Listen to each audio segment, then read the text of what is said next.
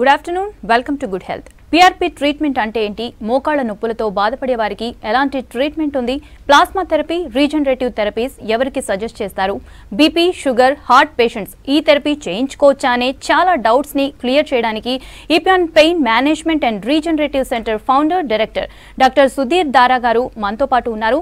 Doctor Sudheer దారా maximum PRP treatment చేసినందుకు ఆయన ఇండియా బుక్ ఆఫ్ రికార్డ్స్ సాధించారు. అలానే రీజనరేటివ్ థెరపీలో భారతీయ రత్న అవార్డు అందుకున్నారు.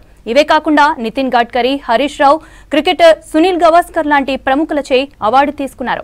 30,000 మందికి పైగా పేషెంట్స్ కి ట్రీట్మెంట్ అందించిన సుధీర్ దారా గారు మనతో పాటు ఉన్నారు. వారిని అడిగి మరిన్ని విషయాలు తెలుసుకుందాం. Hi doctor, good afternoon. Yes doctor, ముందుగా చెప్పండి, ఈ మధ్య కాలంలో ఎక్కడ విన్నా PRP ట్రీట్మెంట్ గురించి చాలా వింటూ ఉన్నాము. అండ్ చాలా మంది కూడా అవేర్నెస్ కూడా పెరిగింది. అయితే ఈ PRP ట్రీట్మెంట్ సర్జరీ కంటే PRP బెటర్ అంటారా, ఇది సర్జరీకి ఆల్టర్నేటివ్ అంటారా? ఇప్పుడు మనము ఫస్ట్ తెలుసుకోవాల్సింది ఏంటంటే ఈ PRP కానీ సర్జరీ కానీ మన జాయింట్స్ మీద జరుగుతుంటుంది. అంటే మోకాలు కావచ్చు, షోల్డర్ అవ్వచ్చు, స్పైన్ అవ్వచ్చు, యాంకిల్ జాయింట్ అవ్వచ్చు, హిప్ జాయింట్ అవ్వచ్చు. సో ఈ జాయింట్స్లో జరిగే ప్రాబ్లంకి లోపల ఏం జరుగుతుంది, అసలు ఎటువంటి ట్రీట్మెంట్ ఉన్నాయి అన్నది మనం తెలుసుకోవాలి. ఇప్పుడు జాయింట్ అన్నది వయసు రీత్యా అందరికీ అరుగుతుంది. ఇప్పుడు మోకాలు తీసుకున్నట్టయితే 40-45 తర్వాత 40-45 ఏజ్ తర్వాత మోకాలు తప్పకుండా అందరికీ అరుగుతుంటుంది. సో అరుగుతున్న క్రమంలో నొప్పి కూడా పెరుగుతుంటుంది. అరగడం అంటే ఏంటి, మోకాల్లో ఏదో ఒక పార్ట్ దెబ్బతింటూ ఉంటుంది. ఎందుకు దెబ్బతింటుంది? జనరల్గా వయస్సు అయిపోయే కొద్దీ ప్రతి పార్ట్ కూడాను దెబ్బతిండము, అది డ్యామేజ్ అవ్వడము సర్వసాధారణం. సో ఈ 40-45 ఇయర్స్ తర్వాత ఎప్పుడైతే దెబ్బతింటుందో దానివల్ల వచ్చిన నొప్పికి ఒక లాస్ట్ 50-60 ఇయర్స్ నుంచి కూడాను ఒక ట్రీట్మెంట్ అందుబాటులో ఉంది. ఏంటంటే ఆపరేషన్, అంటే అది తీసేసి కొత్త పార్ట్ పెట్టడం. సో తీసేసి కొత్త పార్ట్ పెట్టడం అనగానే అందరూ అనుకునే డౌట్ ఏంటంటే, ఇప్పుడు మోకాలు నొప్పి వస్తే మోకాలు అంతా చెడిపోయిందా, లేదంటే ఒక పార్టే చెడిందా? సో మోకాలు అంతా చెడిపోయి ఉంటే మోకాలు తీసి కొత్తది పెట్టడం అన్నది అది సమంజసమే, జస్టిఫైడ్ అది. బట్ ఇప్పుడు మోకాల్లో ఎప్పుడైతే మోకాలు అరుగుదల అంటుంటారు కదా, మోకాలు అరుగుదలని క్షుణ్ణంగా కానీ మనము స్కానింగ్తో పరీక్ష చేసి చూస్తే మోకాలు అంతా దెబ్బతింటుంది. ఏదో 1 or 2% ఆఫ్ ద ఏరియా మోకాలు దెబ్బతింటుంది. ఇప్పుడు ఇక్కడ ఈ పిక్చర్లో నేను చూపిస్తున్నట్టు ఇది మోకాలు. ఈ మోకాలులో ఈ 2 పెద్ద ఎముకలు ఉంటాయి. ఈ పెద్ద ఎముకల మధ్యలో బ్లూగా కనపడుతుంది చూసారా, ఇది గుజ్జు అనమాట, ఇది కార్టిలేజ్. ఈ కార్టిలేజ్ అరిగిపోవడం దాన్నే మోకాలు మొత్తం ఎప్పుడు ఎవ్వరికీ అరగదు. ఈ కార్టిలేజ్ అరగడం ద్వారా ఈ 2 ఎముకలు దగ్గరకు వచ్చి రాసుకుంటాయి. దాని ద్వారా నొప్పి వస్తుంటుంది, కటకట సౌండ్ వస్తుంది, కొంతమందికి నీరు కూడా వస్తుంది అనమాట. సో ఇది జరుగుతుంది. ఇది ఎట్లా జరుగుతుంది? ఇప్పుడు ఇట్లా బాగా అరిగిపోతేనేమో ఇట్లా గుజ్జు మట్టుకే కార్టిలేజ్ అంటే గుజ్జు మట్టుకు ఇట్లా అరుగుతుంది. ఇది నార్మల్ అనుకుంటే ఇది అబ్నార్మల్, అంటే ఇట్లా అరిగి ఉంటుంది అనమాట. కానీ మిగతా మోకాలు అంతా కూడా నార్మల్గానే ఉంది. మిగతా మోకాల్లో ఎక్కడ కూడా డ్యామేజ్ లేదు. సో అప్పుడు ఈ మోకాలు అంతా తీయడం ఎందుకు అవసరం లేదు. దీన్నే ఇక్కడ ఈ అరిగిపోయిన పార్ట్ని మళ్ళీ ఇలాగ కానీ చేయగలిగితే, ఇట్లా మళ్ళీ నార్మల్గా కార్టిలేజ్ని మనము దాని నుంచి బయటపడుతుంది. సో ఇప్పుడు PRP ఏదైతే ఆ గుజ్జు మందంని పెంచి 2 ఎముకల మధ్యలో గ్యాప్ని క్రియేట్ చేస్తుందో అది ఈజీనా, మొత్తం మోకాలంతా మార్చుకోవడం ఈజీనా? సో మోకాలు మార్చుకోవడం అంటే పెద్ద సర్జరీ. సో దాని నుంచి ఇప్పుడు స్లోగా ట్రీట్మెంట్స్ అన్నీ కూడాను ఇట్లా న్యాచురల్గా పేషెంట్ యొక్క ఓన్ బ్లడ్తోనే ఆ గుజ్జు ఏదైతే అరిగిపోయిందో చిన్న ఇంజెక్షన్ తోటి కంప్లీట్గా రికవర్ చేసే సదుపాయం కలిగింది అనమాట. ఈ ట్రీట్మెంట్ చాలా సంవత్సరాల నుంచి ఉంది, కానీ దాన్ని పాపులరైజ్ కాలేదు ఇప్పటి వరకు. ఇది మనం ఇపియాన్లోనే ఒక 7-8 ఇయర్స్ బ్యాక్ దీన్ని తీసుకొచ్చాము ఇండియాలో. ఫస్ట్ టైంగా తీసుకొచ్చి దాన్ని ఇప్పుడు చాలామంది డాక్టర్స్, కొన్ని వేల మంది డాక్టర్స్ అది పర్ఫామ్ చేస్తున్నారు. దానివల్ల చాలామందికి ఆపరేషన్లకు వెళ్లకుండా కంప్లీట్గా దీని ద్వారానే ఎటువంటి ఇబ్బంది లేకుండా రికవరీ శాశ్వతంగా ఉంటుంది. ఎస్ డాక్టర్, అయితే ఈ నీ పెయిన్ అన్ని స్టేజెస్కి PRP వర్క్ అవుతుంది అంటారు. ఏంటంటే గ్రేడ్ 3-4 వాటికి సక్సెస్ రేట్ ఎలా ఉంటుంది?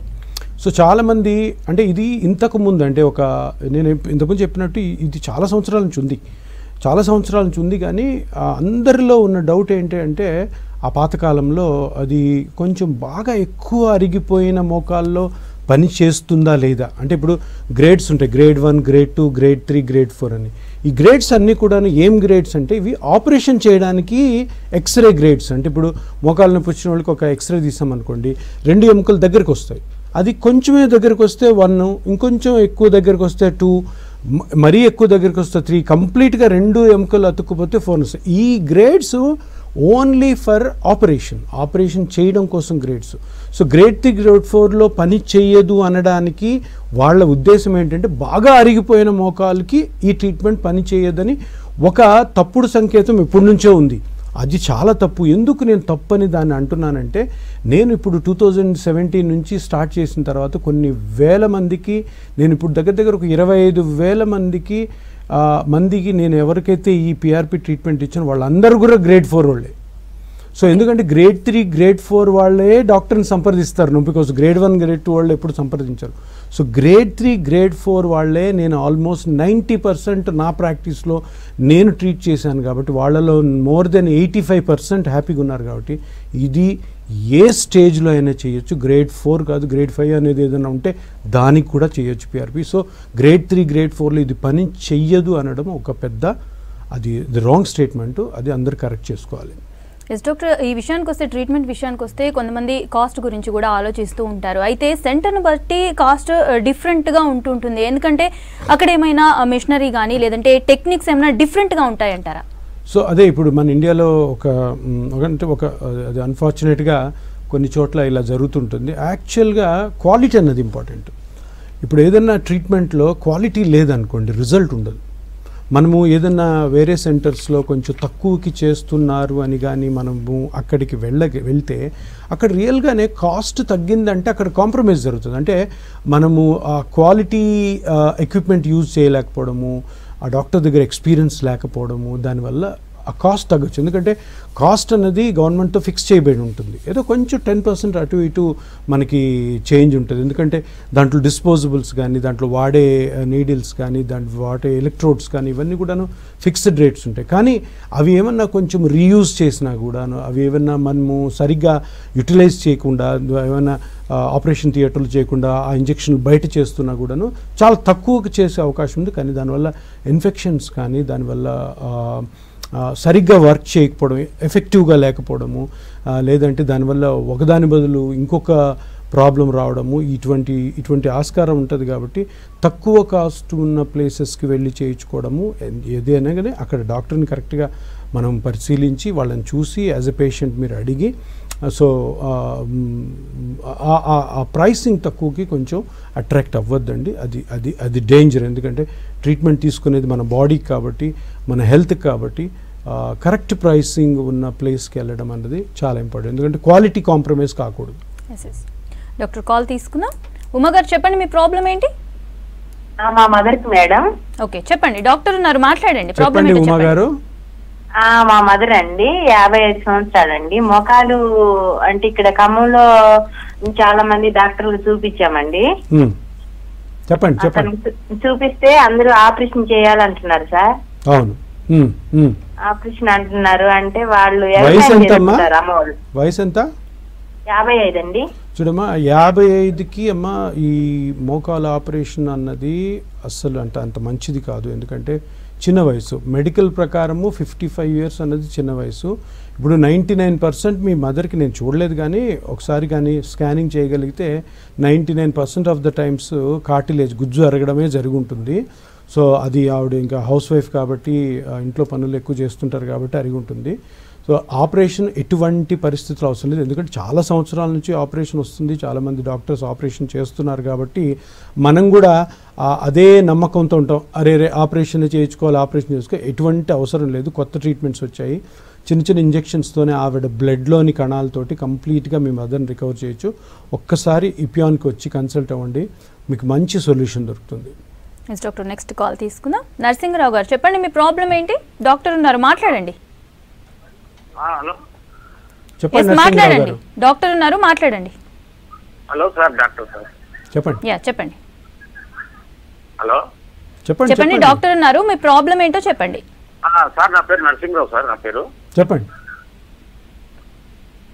మా మమ్మీకి ఇప్పుడు 5-6 ఏళ్ల నుంచి మొక్కాల నొప్పులు సార్. ఓకే. 5-6 సంవత్సరాల నుంచి మోకాల నొప్పితో బాధపడుతుంది మా మమ్మీ. వయసు ఎంత? అమ్మది 60 ఏళ్ళు 62 ఏళ్ళు ఉంటాయి సార్. ఓకే.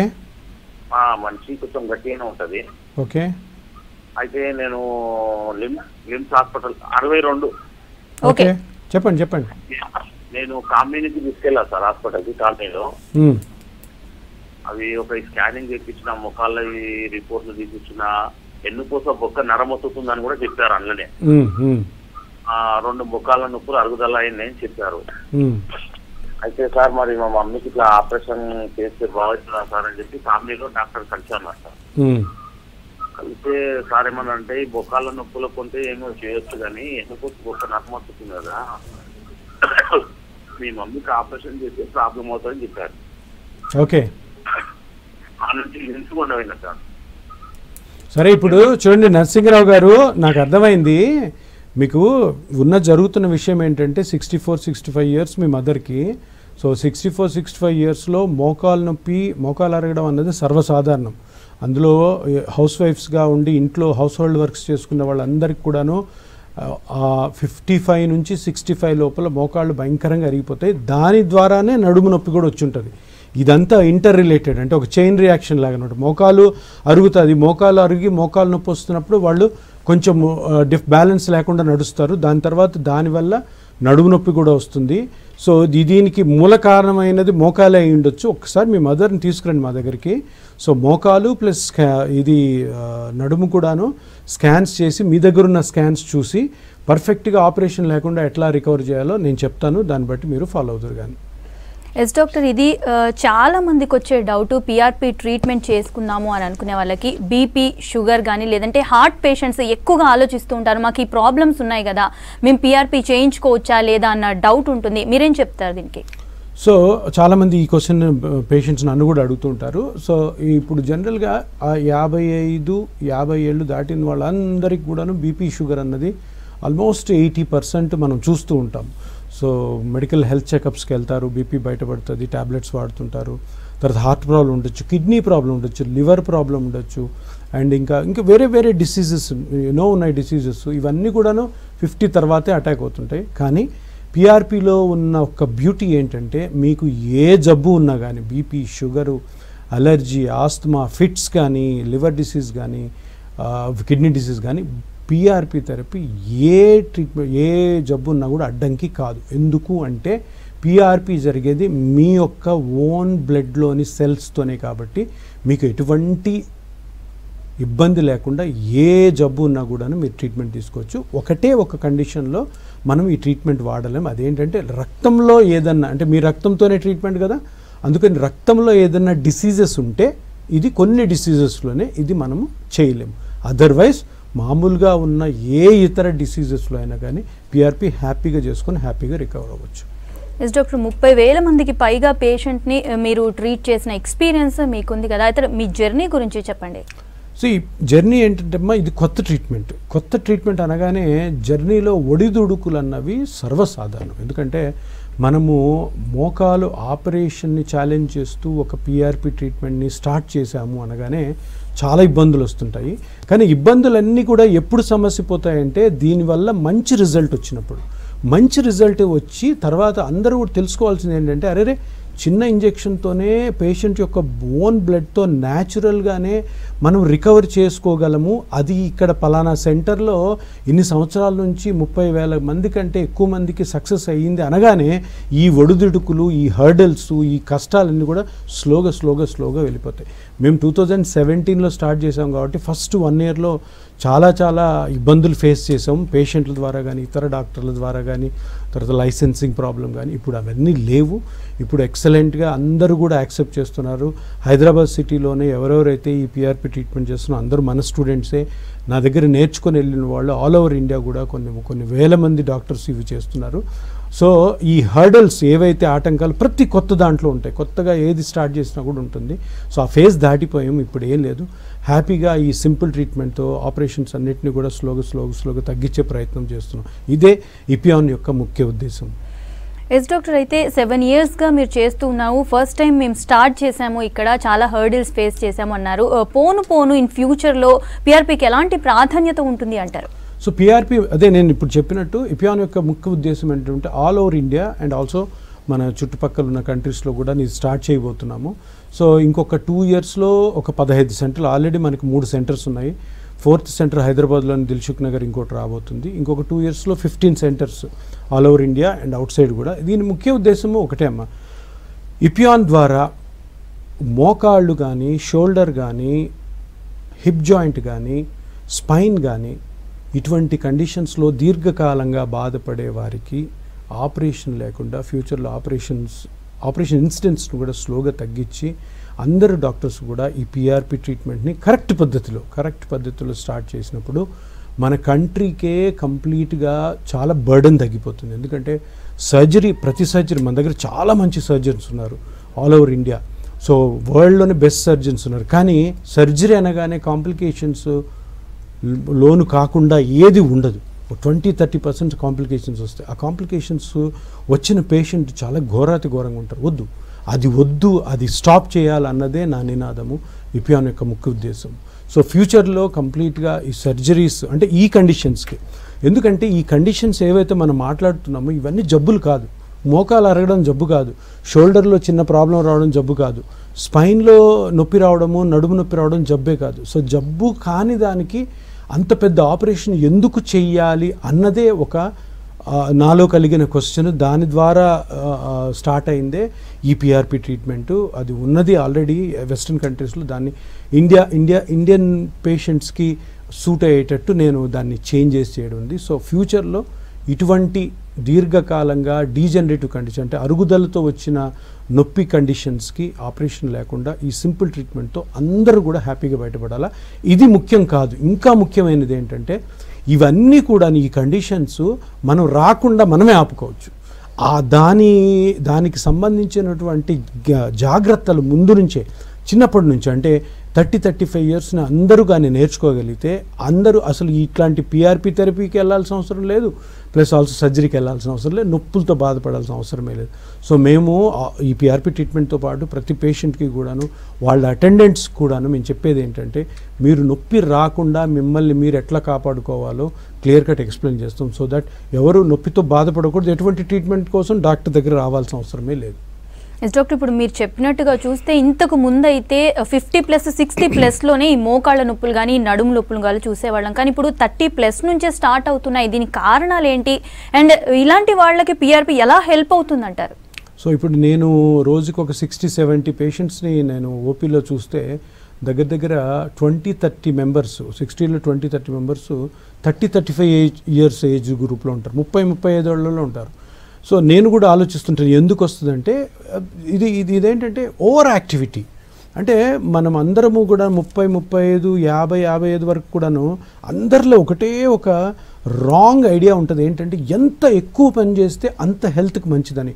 100% రాంగ్. అది ఎంతగా మినిమం చేసుకొని వరకు చిన్న ఎక్సర్సైజ్ తోటి లైఫ్ని ఎప్పుడైతే గడుపుతామో అప్పుడే హ్యాపీగా ఉంటాం. పొద్దున్న లేచి పరిగెత్తి ఇంట్లో పని అంతా చేసుకొని వెళ్ళి మళ్ళీ ఆఫీస్కి వెళ్ళి ఆఫీస్ పని చేసి ఇంటికి వచ్చి కొద్దిగా కూడా బాడీకి రెస్ట్ లేకుండా చేయడం అన్నది, డబుల్ జాబ్స్ చేయడము, నైట్ షిఫ్ట్స్ చేయడము, నైట్ షిఫ్ట్ చేసిన తర్వాత మార్నింగ్ సరిగ్గా రెస్ట్ తీసుకోకపోవడము అండ్ ఓవర్ యాక్టివిటీ చేయడం. ఇప్పుడు మ్యారథాన్స్ పరిగెత్తుంటారు, 100% wrong indication for all these people. Marathon అన్నది స్పోర్ట్, అది మామూలు ప్రజలు చేయకూడదు. అన్ఫార్చునేట్గా గవర్నమెంట్స్ కూడా సపోర్ట్ చేస్తున్నారు, అది ఆపాలి. ఎందుకంటే మ్యారథాన్ అన్నది కానీ, సైక్లింగ్ అన్నది కానీ, ట్రెక్కింగ్ అన్నది కానీ ఇవన్నీ కూడా స్పోర్ట్స్ని స్పోర్ట్స్ పీపుల్ చేయాలి, నార్మల్ పీపుల్ కాదు.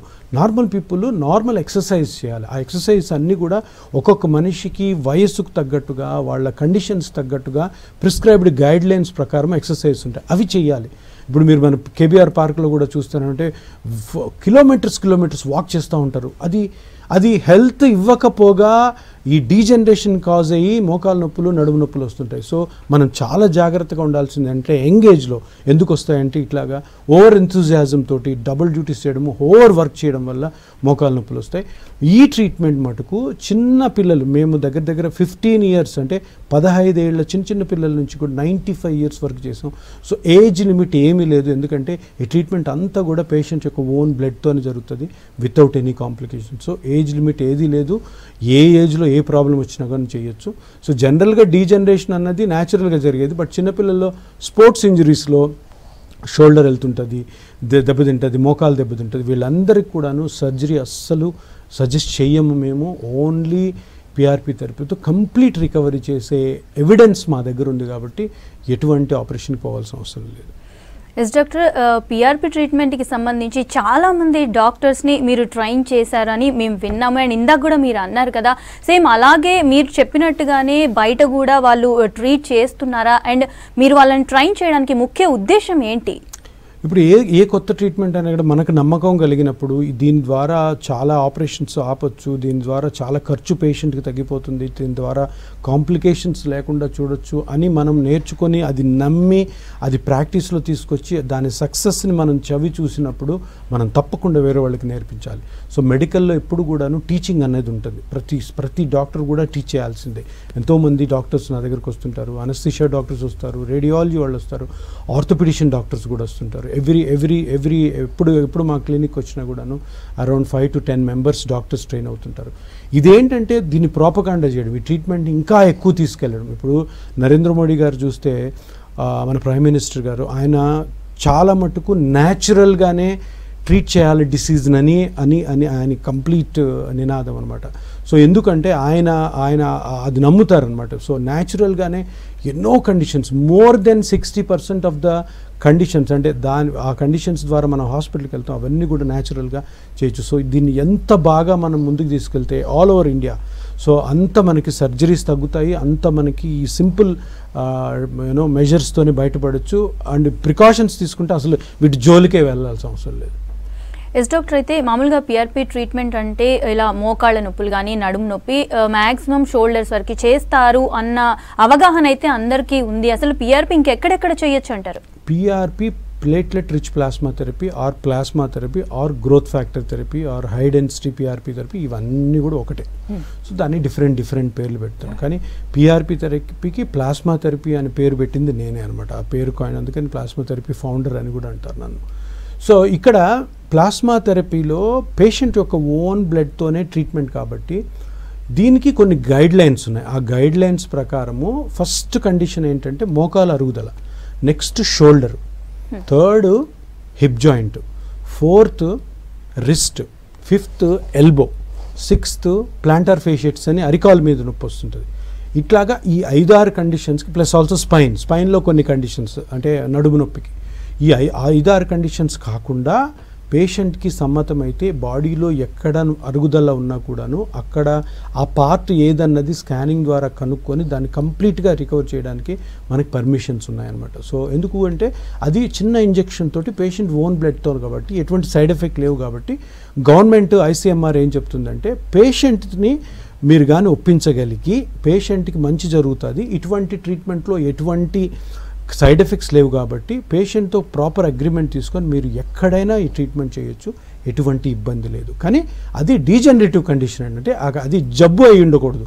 అది ఏమై ఉండాలి? అరుగుదల మూలాన దీర్ఘకాల నొప్పి, అది అయితే తప్పకుండా చేయొచ్చు. డిసీజెస్కి ఇవి చేయకూడదు అనమాట. So clear cut guide lines ఉన్నాయి, దాని ప్రకారము బాడీలో దీర్ఘకాలంగా ఎక్కడ నొప్పి వచ్చినా దానికి కారణం అరుగుదల అయితే మనం హ్యాపీగా పిఆర్పి చేసుకోవచ్చు. ఎస్ డాక్టర్, అయితే పిఆర్పి ట్రీట్మెంట్ తర్వాత మళ్ళీ పేషెంట్ రికవర్ అవ్వడానికి ఎంత టైం పడుతుంది? అండ్ ఆఫ్టర్ పిఆర్పి వీళ్ళు ఎలాంటి జాగ్రత్తలు తీసుకోవాల్సి ఉంటుంది? సో రికవరీ అందరూ అడిగే క్వశ్చన్ అంటే రికవరీ ఎన్ని రోజులు పడుతుంది? పిఆర్పి అన్నది ఏంటంటే పిఆర్పిలోని ప్లాస్మాలోని బ్లడ్లోని కణాలు మనం ఎక్కడైతే డ్యామేజ్ అయిన పార్ట్లో వేస్తామో ఒక్కొక్క పార్ట్ని బట్టి కొంత టైంకి అది మళ్ళీ కంప్లీట్గా ఆ పార్ట్ని రికవర్ చేస్తుంది. మోకాల్లో గుజ్జు అరిగిపోయింది, గ్రేడ్ 4 అని అనుకున్నాం కదా, అంటే గుజ్జు మందము మనం కొలుస్తాం అనమాట, కార్టిలేజ్ థిక్నెస్. అది నార్మల్గా 1.5-2 mm నుంచి 3-4 mm కూడా వయసును బట్టి ఉంటుందన్నమాట. ఇప్పుడు అరిగిపోయిన వాళ్ళకి ఎంత ఈ 1.5 2 mm నుంచి 0.4 0.5కి వస్తుంది. 0.5ని మళ్ళీ 1.5కి తీసుకెళ్లాలంటే అట్లీస్ట్ 3 to 4 months పడుతుంది. అది స్లోగా జరుగుతుంది అనమాట. ఇప్పుడు వరి మొలకలు వేసినట్టే మనం వరి వేస్తాం కదా, 3 months క్రాప్ వస్తుంది. సేమ్ అదే విధంగా ఈ గ్రోత్ వస్తుంది అనమాట. సో అప్పటి వరకు కూడా చాలా జాగ్రత్తలు తీసుకోవాలి. ఒక్కొక్క పేషెంట్కి వాళ్ళ కండిషన్స్ని బట్టి, వాళ్ళ జాబ్ని బట్టి, వాళ్ళ బాడీ హ్యాబిటస్ని బట్టి మనము వాళ్ళకి ఈ జాగ్రత్తలన్నీ చెప్తాం. ఆ జాగ్రత్తలన్నీ కూడా వాళ్ళు ప్రాపర్గా ప్రిపేర్ అయ్యి చేయాల్సి వస్తుంది.